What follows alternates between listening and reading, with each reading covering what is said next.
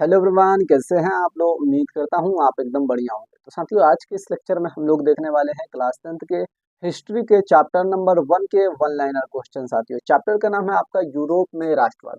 देखिए साथियों, ये चैप्टर नंबर 1 है और इसका हम लोगों ने पार्ट 1 पार्ट 2 ऑलरेडी कर चुके हैं। अगर आप लोगों ने उस वीडियो को नहीं देखा होगा तो इस वीडियो के डिस्क्रिप्शन में उसका लिंक होगा, जाके आप वहाँ से पार्ट 1 और पार्ट 2 देख लीजिए साथियों। उसके बाद ये पार्ट को देखिएगा, ठीक है। तो चलिए साथियों, देर न करते हुए हम अपने क्वेश्चंस की तरफ चलते हैं। साथियों, उससे पहले आप लोगों से एक निवेदन है कि अगर आप लोगों ने चैनल को सब्सक्राइब नहीं किया है तो चैनल को सब्सक्राइब कर दीजिए और वीडियो को लाइक कर दीजिए। तो चलिए साथियों, देर न करते हुए क्वेश्चंस की तरफ चलते हैं साथियों। तो साथियों देखिए, सबसे फर्स्ट नंबर आपका यहाँ पे क्वेश्चन क्या कह रहा है। कह रहा है कि राष्ट्रवाद के विरुद्ध कौन सा विचार उभरे थे। ठीक है, बताना है कि राष्ट्रवाद के विरुद्ध आखिर कौन सा विचार उभरे थे। तो देखिए साथियों, राष्ट्रवाद के विरुद्ध आपका संरक्षणवाद और साम्राज्यवाद, ये दोनों विचार उभरे हुए थे। ठीक है साथियों, ये राष्ट्रवाद के विरुद्ध थे। ठीक है साथियों, चलिए नेक्स्ट क्वेश्चन है आपका। कह रहा है कि यूरोप में राष्ट्रवाद ने किस युद्ध को जन्म दिया था। तो देखिए साथियों, यूरोप में जो राष्ट्रवाद है ना, वो आपका प्रथम विश्व युद्ध को जन्म दिया था। ठीक है साथियों, और प्रथम विश्व युद्ध जो हुआ था साथियों 1914 में हुआ था। ठीक है साथियों, तो आपका क्या हो जाएगा, यूरोप में राष्ट्रवाद ने किस युद्ध को जन्म दिया था साथियों, तो आपका हो जाएगा प्रथम विश्व युद्ध। ठीक है, जिसे फर्स्ट वर्ल्ड वॉर कहते हैं। चलिए नेक्स्ट क्वेश्चन है साथियों कि किस क्षेत्र में सबसे ज्यादा राष्ट्रवादी संघर्ष से। तो साथियों बताना है कि किस क्षेत्र में सबसे ज्यादा राष्ट्रवादी संघर्ष हुए थे। तो देखिए, बाल्कन क्षेत्र में जो है साथियों सबसे ज्यादा राष्ट्रवादी क्षेत्र हुए थे। ठीक है साथियों, संघर्ष हुए थे। ठीक है साथियों, चलिए नेक्स्ट क्वेश्चन है आपका 4 नंबर। कह रहा है कि बाल्कन राष्ट्रों में मुख्य रूप से कौन कौन देश आते थे। ठीक है, बताना है कि बाल्कन में मुख्य रूप से कौन कौन से देश आते थे। तो देखिए साथियों, बाल्कन में आपका आता था सबसे पहले सर्बिया आता था, उसके बाद ग्रीस आता था, बुल्गारिया आता था और अ, म- मटी निगोरो आता था। ठीक है साथियों, ये आप अपने दिमाग में बैठा लीजिएगा। क्या चीज, सर्बिया, ग्रीस, बुल्गारिया और मटीन गेरो। ठीक है, चलिए नेक्स्ट क्वेश्चन है साथियों। कह रहा है 5 नंबर की 19वीं सदी में राष्ट्रवाद का क्या सकारात्मक प्रभाव था। तो देखिए साथियों, जो 19वीं शताब्दी में राष्ट्रवाद का सकारात्मक प्रभाव ये पड़ा साथियों कि एकीकृत राष्ट्र और राज्य की स्थापना हुई। ठीक है साथियों, एकीकृत राज्य और राष्ट्र की स्थापना हुई थी। यही 19वीं शताब्दी में जो राष्ट्रवाद हुई थी उसका सकारात्मक असर था। ठीक है साथियों, ये पॉजिटिव असर था। ठीक है साथियों, तो आपका उत्तर क्या हो जाएगा साथियों कि एकीकृत राष्ट्र राज्य की स्थापना हुई। चलिए नेक्स्ट क्वेश्चन है साथियों। कह रहा है कि राष्ट्रवाद के कारण कौन सा नकारात्मक परिणाम हुआ था। ठीक है, सकारात्मक परिणाम तो हम लोग देख लिए कि एकीकृत राष्ट्र राज्य की स्थापना हुई थी, लेकिन यहाँ पे पूछ रहा है कि नकारात्मक प्रभाव बताना है। तो देखिए, नकारात्मक प्रभाव यही हुआ था साथियों कि आक्रमण हुआ थे, आक्रमण और युद्ध हुए थे। ठीक है साथियों, तो ये आपका नकारात्मक प्रभाव होगा, निगेटिव प्रभाव पड़ा था। ठीक है साथियों, चलिए नेक्स्ट क्वेश्चन की तरफ चलते हैं साथियों। देखिए, नेक्स्ट आपका 7 नंबर क्वेश्चन है। कह रहा है कि फ्रांस में राष्ट्रवाद की शुरुआत कब हुई थी। ठीक है, बताना है कि फ्रांस में जो राष्ट्रवाद की शुरुआत हुई थी वो कब हुई थी। तो देखिए साथियों, फ्रांस में जो राष्ट्रवाद की शुरुआत हुई थी वो 1889 में हुई थी और नवासी के क्रांति के बाद हुई थी। ठीक है साथियों, कब, 1889 के क्रांति के बाद, सॉरी 1789 के क्रांति के बाद। ठीक है, 1789 में जो क्रांति हुई थी उसके बाद जो है राष्ट्रवाद की शुरुआत हुई फ्रांस में। चलिए नेक्स्ट क्वेश्चन है साथियों। कह रहा है कि नेपोलियन की नीति क्या असर पड़ा। ठीक है, बताना है कि नेपोलियन की जो नीति थी उसका क्या असर पड़ा था। तो देखिए, नेपोलियन की नीति से साथियों यूरोप में राष्ट्रवाद भावना फैली थी, यूरोप में राष्ट्रवाद की भावना जागृत हुई थी। ठीक है साथियों, तो इसका उत्तर क्या हो जाएगा साथियों, यूरोप में राष्ट्रवाद की भावना फैली थी। ठीक है साथियों, ये आपका उत्तर हो जाएगा। चलिए नेक्स्ट क्वेश्चन है आपका। कह रहा है 9 नंबर की इटली का एकीकरण किसने किया। ठीक है, बताना है कि इटली का जो एकीकरण हुआ था साथियों 1870 में, वो किसने किया था साथियों। ठीक है, देखिए साथियों, इटली का एकीकरण आपका गैरिबल्डी और काबूल नामक 2 व्यक्ति थे। ठीक है, उन्होंने ही मिलकर इटली का एकीकरण किया था। ठीक है, लेकिन और सारे थे, लेकिन इनका महत्वपूर्ण भूमिका था इटली का एकीकरण में। ठीक है साथियों, चलिए नेक्स्ट क्वेश्चन है साथियों। कह रहा है कि जर्मनी के एकीकरण किसने किया। तो देखिए साथियों, जर्मनी के एकीकरण में महत्वपूर्ण भूमिका आपका बिस्मार्क ने। ठीक है, इनका था बिस्मार्क को, इसलिए इन्हें जर्मनी का एकीकरण कहा जाता है। ठीक है, इस एकीकरण कर्ता कहा जाता है। ठीक है, बिस्मार्क का बहुत महत्वपूर्ण भूमिका था जर्मनी के एकीकरण में। चलिए नेक्स्ट क्वेश्चन है साथियों। कह रहा है कि नेपोलियन संहिता कब लागू की गई। तो देखिए साथियों, नेपोलियन संहिता जो है 1804 में लागू हुई। ठीक है साथियों, कब लागू हुई थी साथियों, 1804 में। चलिए नेक्स्ट क्वेश्चन है साथियों। कह रहा है कि पर्सिया किस देश का हिस्सा था। बताना है कि जो पर्शिया था वो किस देश का हिस्सा था। तो देखिए पर्शिया आपका जर्मनी का हिस्सा था, जिसे जर्मन भी बोलते हैं, ठीक है साथियों। वहाँ के लोग को क्या कहते हैं साथियों, जर्मन कहते हैं, ठीक है। तो पर्शिया एक जर्मनी का हिस्सा हुआ करता था, ठीक है। चलिए नेक्स्ट क्वेश्चन की तरफ चलते हैं साथियों। चलिए नेक्स्ट क्वेश्चन है आपका कि यंग इटली संगठन किसने बनाया था, ठीक है। बताना है कि यंग इटली नामक संस्था का संगठन किसने किया था साथियों। तो देखिए साथियों यंग इटली नामक संस्था का संगठन आपका मेजनी ने किया था। किसने किया था, मेजनी ने किया था साथियों। और इस अ, मेजनी ने ही किया था, जिन्होंने लाल कुर्ती का भी गठन किया था, ठीक है साथियों। इन्होंने लाल कुर्ती का भी गठन किया था, ठीक है, ये आप याद रखिएगा। लाल कुर्ती का भी इन्होंने गठन किया था। चलिए नेक्स्ट क्वेश्चन है साथियों कि यूरोप में राष्ट्रवाद का मुख्य आधार क्या था, ठीक है। बताना है कि यूरोप में राष्ट्रवाद का मुख्य आधार क्या था। तो देखिए यूरोप में राष्ट्रवाद का सबसे मुख्य आधार आपका रहा था एकता रहा था, ठीक है। एकता और स्वतंत्रता रहा था, ठीक है साथियों। तो आप क्या बताएंगे, एकता और स्वतंत्रता इसका आंसर हो जाएगा, ठीक है साथियों। चलिए नेक्स्ट क्वेश्चन की तरफ चलते हैं।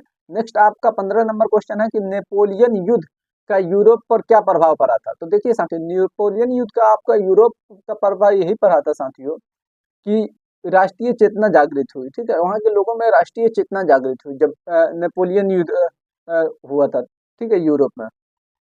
चलिए तो इसका आंसर क्या हो जाएगा साथियों, राष्ट्रीय चेतना की जागृत होना। चलिए नेक्स्ट क्वेश्चन है साथियों कि राष्ट्रवाद की भावना किसके कारण फैली थी, ठीक है। बताना है कि राष्ट्रवाद की जो भावना फैली थी वो किसके कारण फैली थी। तो देखिए साथियों जब फ्रांस की क्रांति हुई थी उसी वक्त से राष्ट्रवाद की भावना जागृत होने लगी, और राष्ट्रवाद की भावना जागृत होने के फलस्वरूप फैलने भी लगी, ठीक है साथियों। तो इसका उत्तर क्या हो जाएगा, फ्रांस के क्रांति के कारण, ठीक है। चलिए नेक्स्ट क्वेश्चन की तरफ चलते हैं साथियों। नेक्स्ट आपका क्वेश्चन है 17 नंबर कह रहा है कि बाल्कन क्षेत्र का क्या महत्वपूर्ण था, ठीक है। बताना कि बाल्कन क्षेत्र क्यों महत्वपूर्ण था, ठीक है साथियों। आपको बताना कि जो बाल्कन क्षेत्र था वो क्यों महत्वपूर्ण माना जाता था, सबसे इम्पोर्टेंट क्यों माना जाता है साथियों। क्योंकि अनेक जाति के समूह वहाँ पे रहते थे, ठीक है। जितने भी जाति के समूह है मतलब ज्यादातर वहाँ पे जातियों के समूह रहते थे, ठीक है साथियों। तो इसलिए बाल्कन क्षेत्र को हम लोग महत्वपूर्ण मानते थे। चलिए नेक्स्ट क्वेश्चन है साथियों कि प्रथम विश्व युद्ध का मुख्य कारण क्या था। तो हम पहले ही बताएं कि प्रथम विश्व युद्ध का मुख्य कारण क्या था, राष्ट्रीयता को टकराव, ठीक है साथियों। राष्ट्रवादी का टकराव, ठीक है साथियों। राष्ट्रवादी जो है वो आपस में लड़ने लगे, इसलिए प्रथम विश्व युद्ध जो है वो शुरुआत हो गया था। प्रथम विश्व युद्ध साथियों हुआ कब था, तो 1914 में हुआ था, ठीक है। और इसके बाद भी नहीं रुका, प्रथम विश्व युद्ध के बाद भी नहीं रुका, फिर द्वितीय विश्व युद्ध हुआ, ठीक है साथियों। फिर द्वितीय विश्व युद्ध हुआ, प्रथम विश्व युद्ध के बाद ये नहीं कि रुक गया, फिर उसके बाद द्वितीय विश्व युद्ध हुआ, लेकिन तृतीय साथियों विश्व युद्ध अभी तक नहीं हुआ है, और ऐसा होना भी नहीं चाहिए साथियों। नहीं तो जब अगर तृतीय विश्व युद्ध हुआ तो साथियों समझिए कि ये जो है पृथ्वी तबाह हो जाएगा, ठीक है। ये धरती पूरा तबाह हो जाएगा साथियों, अगर तीसरी तीसरी विश्व युद्ध की नौबत आई तो साथियों। देखिए दूसरी विश्व युद्ध जो है ना इतना दर्दनाक हुए थे ना कि उसको उस मंजर को याद करके ही साथियों डर लगता है।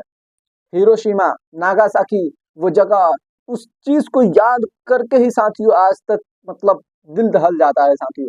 जो प्रथम विश्व युद्ध और दूसरे विश्व युद्ध हुआ था साथियों, उसमें जब बम गिराए गए थे साथियों, वो बम के कारण आज भी वहाँ के लोग अच्छे नहीं दिखते हैं साथियों। अच्छे दिखने के साथ साथ अच्छे जन्म नहीं ले पाते हैं साथियों सही तरीके से।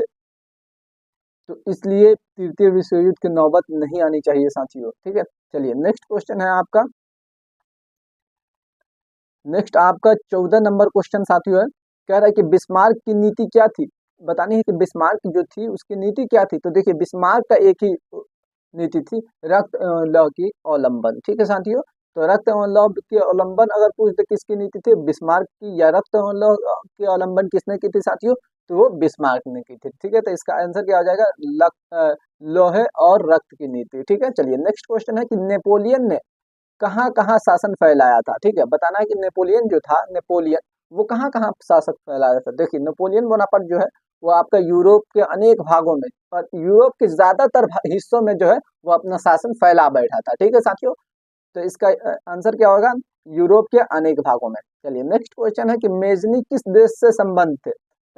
तो देखिए साथियों मेजनी जो था वो इटली से संबंध रखता था, ठीक है साथियों। इटली का संबंध रखता था आपका मेजनी, ठीक है, जिसने लाल कुर्ती का गठन किया था, ठीक है। चलिए नेक्स्ट क्वेश्चन है कि फ्रांस में कौन सा सरकार आई, ठीक है, बताना है कि फ्रांस में जो सरकार आई थी नहीं, वो कौन सी सरकार आई थी, तो संवैधानिक राजतंत्र आई थी साथियों। ठीक है, इस जब संवैधानिक राजतंत्र आई तो वहाँ की जनता को बहुत ही ज्यादा सहूलियत मिली साथियों। चलिए नेक्स्ट क्वेश्चन है आपका कि राष्ट्र निर्माण में भाषा क्या भूमिका थी। ठीक है, बताना है कि राष्ट्र निर्माण में आपका भाषा का क्या भूमिका रही थी। तो देखिए सांस्कृतिक और एकता को जो है वो माध्यम दिया गया। ठीक है साथियों, सांस्कृतिक और एकता को ज्यादातर जोर दिया गया था राष्ट्र के निर्माण के बाद। ठीक है साथियों, चलिए नेक्स्ट क्वेश्चन है आपका कि राष्ट्रवाद किस विचारधारा से जुड़ा था। तो देखिए साथियों, राष्ट्रवाद आपका स्वतंत्रता और आत्मीयता पर निर्भर था। ठीक है साथियों, इसी विचारधारा पर आपका राष्ट्रवाद जुड़ा था, स्वतंत्रता और आत्मीयता पर। चलिए नेक्स्ट क्वेश्चन की तरफ चलते हैं साथियों। देखिए नेक्स्ट क्वेश्चन आपका है कि संरक्षणवाद का क्या अर्थ है। बताना है कि संरक्षणवाद का क्या अर्थ है, संरक्षणवाद किसे कहते हैं। तो देखिए आर्थिक आत्मनिर्भर होना ही संरक्षण कहलाता है। और आर्थिक आत्मनिर्भरता की नीति ही संरक्षणवाद कहलाता है। ठीक है साथियों, क्या चीज, आर्थिक आत्मनिर्भरता ही संरक्षणवाद कहलाता है। ठीक है, तो आपका उत्तर क्या हो जाएगा, आर्थिक आत्मनिर्भरता की नीति ही संरक्षणवाद कहलाता है। चलिए नेक्स्ट क्वेश्चन है कि साम्राज्यवाद का क्या मतलब है। तो देखिए दूसरे देशों में अधिकार जमाना ही क्या कहलाता है साथियों, साम्राज्यवाद कहलाता है।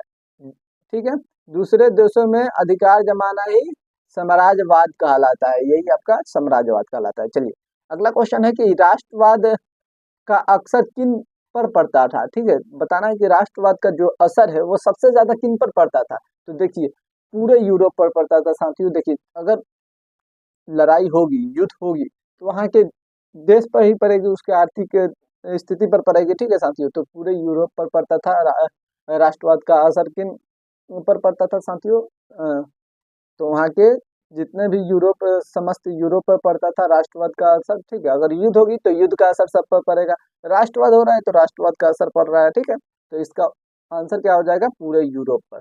चलिए नेक्स्ट क्वेश्चन है कि काबूल कौन थे। ठीक है, बताना है कि काबूल जो थे वो कौन थे। तो देखिए काबूल जो थे इटली के प्रधानमंत्री, इटली के नेता थे, यू के प्रधानमंत्री भी कह सकते हैं। ठीक है, तो काबूल क्या है, इटली के नेता एक प्रकार थे। ठीक है, चलिए नेक्स्ट क्वेश्चन है कि नेपोलियन की हार कब हुई थी। बताना है कि नेपोलियन जो है वो उसके हार कब हुई थी। देखिए साथियों, नेपोलियन की जो हार हुई थी 1815 में हुई थी। ठीक है साथियों, वाटरलू युद्ध के बाद। ठीक है, कौन सा युद्ध के बाद, वाटरलू युद्ध हुई थी, उसी के बाद नेपोलियन का हार हो गया, नेपोलियन का जो है वो विनाश हो गया। ठीक है साथियों, वाटरलू युद्ध के बाद। ठीक है साथियों, वाटरलू जो युद्ध हुआ था उसी वक्त नेपोलियन बोनापार्ट का समाप्त हो गया था, उसी वक्त उसका विनाश हो गया था साथियों, नेपोलियन बोनापार्ट का, वहां पे उसका हार हो गई थी। ठीक है, चलिए नेक्स्ट क्वेश्चन है आपका कि जर्मनी का एकीकरण कब हुआ था। ठीक है, बताना है कि जर्मनी का एकीकरण कब हुआ था। देखिए जर्मनी का एकीकरण साथियों आपका 1871 में हुआ था। ठीक है साथियों, कब हुआ था, 1871 में जर्मनी का एकीकरण हुआ था। और जर्मनी के एकीकरण के बाद, सॉरी, जर्मनी के एकीकरण से पहले आपका सेडान का युद्ध हुआ था। ठीक है साथियों, जर्मनी के एकीकरण से पहले सेडान का युद्ध हुआ था साथियों। सेडान का युद्ध, जो आपका सेडान का युद्ध है साथियों, वो कब हुआ था, सेडान का युद्ध साथियों कब हुआ था। तो देखिए सेडान का युद्ध हुआ था 1870 में हुआ था। ठीक है, 1870 में युद्ध के बाद फौरन 1871 में साथियों, 1871 में आपका जर्मनी का एकीकरण पूरा हो गया। ठीक है, चलिए नेक्स्ट क्वेश्चन की तरफ चलते हैं साथियों। नेक्स्ट आपका 31 नंबर क्वेश्चन है कि इटली का एकीकरण कब हुआ था। तो देखिए इटली का एकीकरण साथियों 1861 में हुआ था, सॉरी। ठीक है, उस वक्त हम 1871 बता दिए थे शायद। ठीक है, तो इटली का एकीकरण आप क्या याद रखिएगा, 1861। ठीक है, ये जर्मनी का एकीकरण हुआ था, इस वक्त आपका जर्मनी का एकीकरण हुआ था। ठीक है, इस वक्त आपका जर्मनी का एकीकरण हुआ था। ठीक है, चलिए नेक्स्ट क्वेश्चन है कि राष्ट्रवाद ने किससे जन्म दिया। ठीक है, राष्ट्रवाद ने किससे जन्म दिया या जन्म दिया। ठीक है, तो एकीकृत राष्ट्रों को। ठीक है साथियों, एकीकृत राष्ट्रों को साथियों राष्ट्रवाद ने जो है वो जन्म दिया था। ठीक है, चलिए अगला क्वेश्चन है कि बाल्कन का मतलब क्या होता है।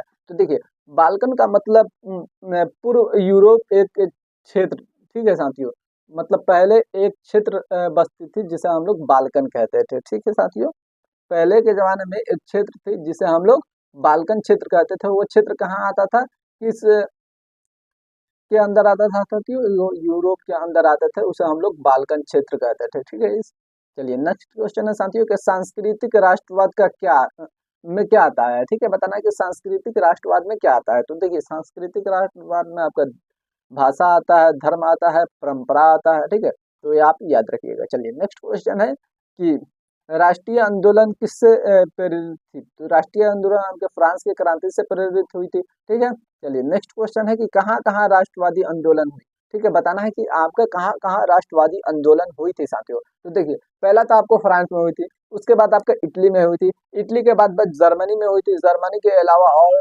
बहुत से देश थे जहाँ पे राष्ट्रवाद की आंदोलन हुई थी, ठीक है। चलिए नेक्स्ट क्वेश्चन की तरफ चलते हैं साथियों। नेक्स्ट आपका 37 नंबर देखिए क्वेश्चन क्या कह रहा है कि फ्रांस की क्रांति ने क्या सिखाया, ठीक है। देखिए बताना है कि फ्रांस की जो क्रांति हुई उससे हमें क्या सीख मिला, क्या सीख मिलता है फ्रांस की क्रांति को। तो देखिए फ्रांस की क्रांति ने समानता, स्वतंत्रता और बंधुत्व ये तीनों सिखा दिया, और यही उसके बाद यही नारा उभरा साथियों, समानता, स्वतंत्रता और बंधुत्व का नारा ही फ्रांस की क्रांति के बाद उभरा था, ठीक है। चलिए नेक्स्ट क्वेश्चन की तरफ चलते हैं कि 1815 की 1815 में जो वियना संधि हुई थी, वियना संधि में क्या हुआ था, ठीक है, बताना है कि 1815 में जो वियना संधि हुई थी उस वियना संधि में क्या हुआ था साथियों। तो देखिए उसमें क्या हुआ था, पुराने जो शासन थे उसको बहाली कर दिया गया था, ठीक है साथियों, पुराने जो शासन थे उसको उजागर कर दिया गया था, ठीक है साथियों, यूं कहें, ठीक है। तो पुराने शासन को बहाल किया गया था जो आपका 1815 में वियना संधि हुई थी, क्योंकि 1815 से पहले किसका शासक था साथियों, नेपोलियन बोनापार्ट का, ठीक है। नेपोलियन बोनापार्ट जो आया था, नेपोलियन जो आया था साथियों, वो जो था वो पुराने शासन को बंद कर दिया था, अपना एक नया शासन बनाया था, ठीक है साथियों, अपना एक नया शासन बनाया था, ठीक है, और नया शासन जो बनाया था वही शासन चल रहा था। अब जब नेपोलियन बोनापार्ट का अंत हो गया तो फिर से पुराना शासन वापस लौट आया, ठीक है साथियों, जब नेपोलियन बोनापार्ट का अंत हुआ तो पुराना शासन वापस लौट आया, ठीक है। चलिए नेक्स्ट क्वेश्चन है साथियों, कह रहा है कि किस देश ने सबसे पहले संविधान बनाया, ठीक है, बताना है कि वो कौन सा देश था जो सबसे पहले संविधान को बनाया था। तो देखिए साथियों संविधान सबसे अच्छा अगर माना जाता है तो आपका भारत का माना जाता है, ठीक है साथियों, यूं कहे तो इंडिया जो अभी हम लोग हैं, ठीक है। और सबसे पहले जो बनाया था संविधान वो आपका फ्रांस था, ठीक है, फ्रांस था, बट उसका संविधान हमारे संविधान से बिल्कुल अलग है। हमारा संविधान सबसे मतलब कहे जाए महत्वपूर्ण माने जाते हैं और सबसे अच्छा माना जाता है साथियों हमारा संविधान जो भारत का है। चलिए तो सबसे पहले संविधान किसने बनाया था साथियों, तो फ्रांस ने। चलिए नेक्स्ट क्वेश्चन है कि यूरोप में सबसे अधिक जातीय विविधता कहाँ थी, ठीक है, बताना है कि यूरोप में सबसे ज्यादा जात में विविधता कहाँ के लोग करते थे, कहाँ किस क्षेत्र के लोग करते थे साथियों। तो देखिए यूरोप में एक ऑस्ट्रिया हंगरी नामक स्थान था, ठीक है साथियों, वहां के लोग सबसे ज्यादा जातीय विविधता में अपना रुचि रखते थे, ठीक है साथियों, ज्यादातर जातीय विविधता करते थे साथियों वहाँ के लोग, ऑस्ट्रिया हंगरी के लोग। चलिए नेक्स्ट क्वेश्चन है आपका कि रूस का क्या रुख था, ठीक है, बताना है कि रूस का जो रुख था वो किधर था। तो सवाल राष्ट्रों के समर्थक में, ठीक है साथियों। चलिए नेक्स्ट क्वेश्चन है आपका कि पर्सिया और ऑस्ट्रिया का संघर्ष क्यों हुआ था, ठीक है, बताना है कि पर्सिया और ऑस्ट्रिया का जो संघर्ष हुआ था वो क्यों हुआ था। तो देखिए नेतृत्व के होर में, ठीक है साथियों, नेतृत्व के होर में जो है वो पर्सिया और ऑस्ट्रिया का संघर्ष हुआ था, ठीक है, तो इसका आंसर क्या हो जाएगा, नेतृत्व के होर में। चलिए नेक्स्ट क्वेश्चन की तरफ चलते हैं। देखिए साथियों नेक्स्ट आपका 43 नंबर क्वेश्चन है साथियों, कह रहा है कि प्रथम विश्व युद्ध कब शुरू हुआ था। तो हमने बताया ना प्रथम विश्व युद्ध जो है साथियों 1914 में शुरू हुआ था, ठीक है, 1914 में प्रथम विश्व युद्ध शुरू हुआ था। इसके बाद फिर युद्ध नहीं रुका, द्वितीय विश्व युद्ध हुआ, ठीक है, बताया ना कि इसके बाद साथियों फिर युद्ध नहीं रुका, फिर युद्ध ये होने से नहीं रुका, वर्ल्ड वार फिर होने से नहीं रुका, फिर दूसरा का वर्ल्ड वार हुआ, ठीक है साथियों, और तीसरा वर्ल्ड वार जो है साथियों तृतीय वर्ल्ड वार अभी तक नहीं हुआ है, और ऐसा नौबत भी ना हो साथियों कि तृतीय वर्ल्ड वार हो जाए, ठीक है, नहीं तो बहुत ही ज्यादा क्षति पहुंचेगी साथियों और बहुत ही ज्यादा नुकसान होगा। हालांकि नुकसान क्या, पूरी पृथ्वी समाप्त हो जाएगी।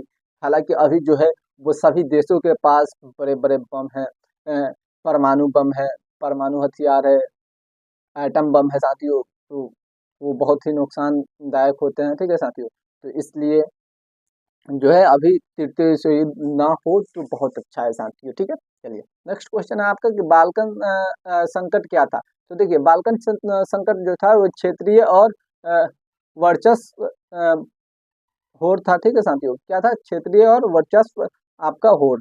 चलिए अब नेक्स्ट क्वेश्चन है साथियों, नेक्स्ट क्वेश्चन आपका कह रहा है कि प्रोपेगेंडा का क्या अर्थ होता है। ठीक है, बताना है कि प्रोपेगेंडा का क्या अर्थ होता है। तो देखिए प्रोपेगेंडा का आपका अर्थ होता है जनमत को प्रभावित करना। ठीक है साथियों, किसको प्रभावित करना, जनमत को प्रभावित करना ही प्रोपेगेंडा कहलाता है। ठीक है, चलिए नेक्स्ट क्वेश्चन है साथियों कि राष्ट्रवाद किस वर्ग में फैला। ठीक है, बताना है कि राष्ट्रवाद सबसे पहले किस वर्ग में फैला था साथियों, वह आपका मध्यम वर्ग में फैला था। किस वर्ग में साथियों, मध्यम वर्ग में। ठीक है, मध्यम वर्ग में सबसे पहले राष्ट्रवाद फैला था, उसके बाद द्वितीय तब ऐसा ही फैलते गया राष्ट्रवाद। ठीक है, चलिए नेक्स्ट क्वेश्चन है आपका कि जर्मन संसद को क्या कहते हैं। तो देखिए जर्मन संसद को हम लोग जाल्वेरिन कहते हैं। ठीक है साथियों, क्या कहते हैं, जाल्वेरिन कहते हैं। ठीक है, कहीं कहीं जोलेवेरिन भी लिखा रहता है, लेकिन जर्मन संसद को हम लोग क्या कहते हैं, जाल्वेरिन कहते हैं। ठीक है, वैसा ही अलग अलग संसद को अलग अलग नाम दिया गया है। चलिए नेक्स्ट क्वेश्चन है आपका कि किसने जर्मन का एकीकरण किया था। तो साथियों